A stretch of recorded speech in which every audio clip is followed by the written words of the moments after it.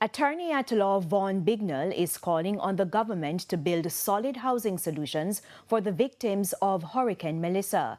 Mr. Bignell argued that poorly constructed houses led to the destruction in western Jamaica and government must review land ownership arrangements. It's important and incumbent on all players to make efforts to get some of these land to the landless, including government stepping in and simply gifting lands to so many of these persons, and we can build solid structures, not zinc, not board, but concrete structures that can withstand hurricane. It's a part of our lives, and what you realize that there's a correlation between poverty and death, the people who died in hurricanes. It's poor people who died in hurricane because they live in substandard conditions, they live in valleys, riverbanks, gully banks, and live in very vulnerable areas. The authorities reported that 45 people were killed in the storm. 18 others are still missing.